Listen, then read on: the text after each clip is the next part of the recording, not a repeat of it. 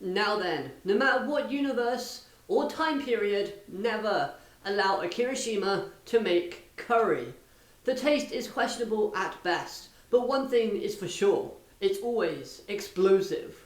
Well, at least now we know how Yugioh will power his spaceship when he returns to the future. Hello everyone and welcome to Dueling with Downton, and today we're talking about episode 40 of the Yugioh Go Rush anime series. An episode that was relaxing, fun, and a great way to reconnect Manabu and Nyanderstar. Summoning chants are a great element to any duel, but not for the reasons that the UTS-8 were explaining for. They were saying that the summoning chants affect the monster's motivation and their strength, and that's just complete BS, let's be honest. Motivation, maybe, but strength, no.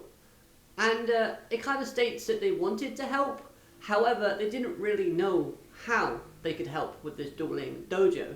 Because let's be honest, all the students that arrived, so the characters we had in this episode, are all miles better duelists than all of the UTS-8. So there's nothing really that they could teach them that would be beneficial. So they just thought, summoning chants, let's have some fun. And you know what? Indeed, it was fun. Seeing all of the outfits being used in this episode was brilliant as well, as not only does it add that element of fun into the episode, but it also links back to the female members of UTS in how they were very good at creating costumes when we saw in the Yuhi versus Asaka duel. So I kind of like that tie-in. So I feel a little bit left out after watching all the characters on screen. So therefore I'm going to give you my score out of 10 for each of the characters' outfits. Let's dive into it. Yuhi gives a 7 out of 10. A good effort. London gives a 6 out of 10. We've seen this outfit before, so it's nothing new. Manabu, he gives an 8 out of 10. He looks great, and it did make me laugh. Can't we tell?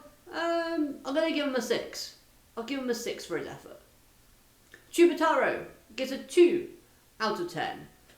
It's nice seeing him back into the series, but that outfit and the chant was just terrible. Yugioh gives a 9 out of 10.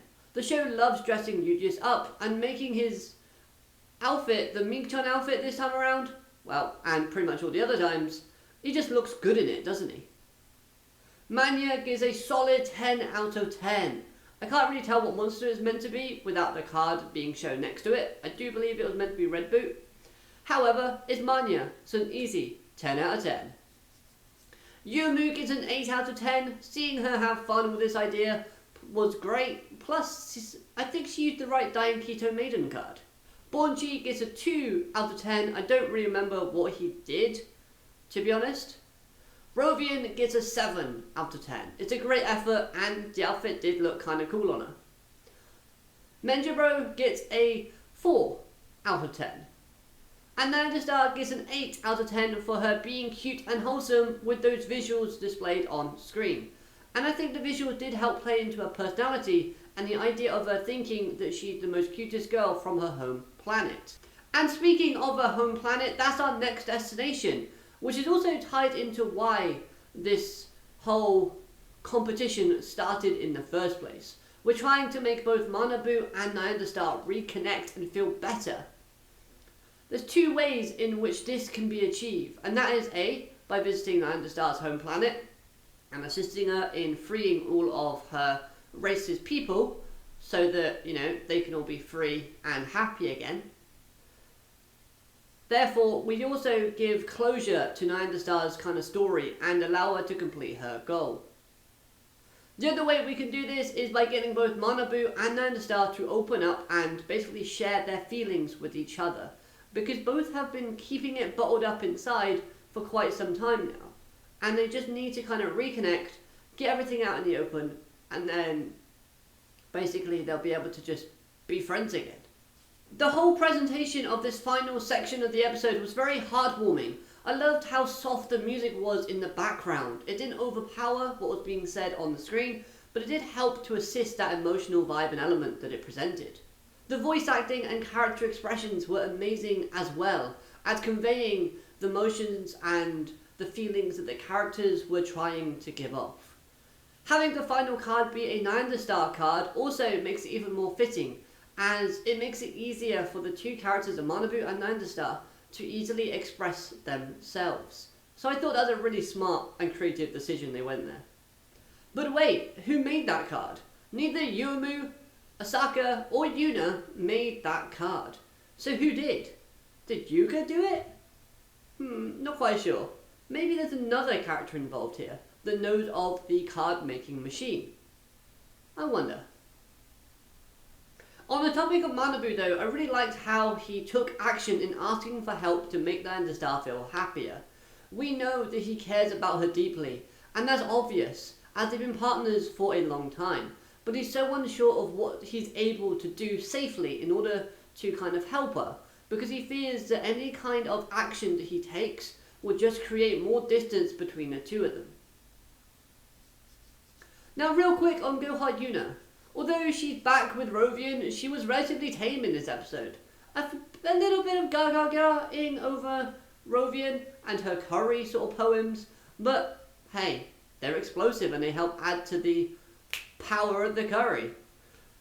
But I liked how the show continued to show her off her authoritative side and kind of, keep that caring nature with her character, because she tags along with Yomu and Asaka, who are also trying to help 9-star out.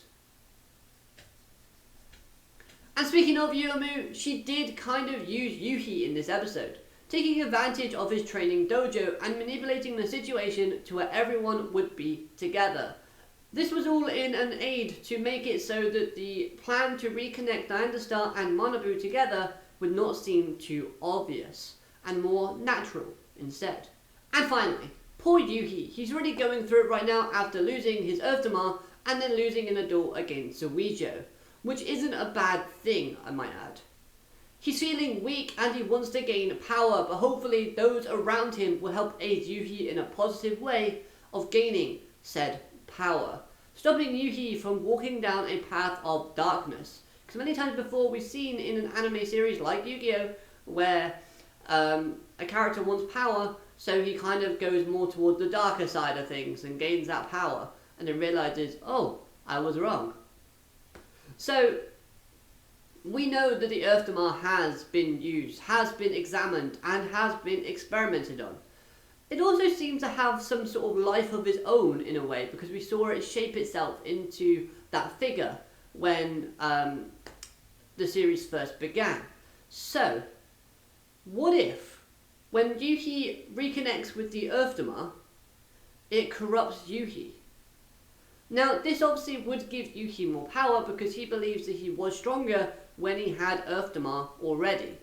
But that Earthdemar might be kind of latching on to that desire for power from Yuhi and corrupt him and make him into more of a darker character. So that's why I'm hoping those around him will kind of help aid him and guide him in the right direction. Yeah, I can imagine the Earthdemar does have quite a lot of resentment for all the times people have kind of tampered with it, tried to infuse it with stuff, and, you know, all the shenanigans that Yugioh has done to it, and Kawitel, and you know who else. So anyway, those are my thoughts on this episode. What outfit did you like the most? Let me know your rankings for them and your thoughts on the episode in general. Hope you have a great day. Alligator, matane, goodbye.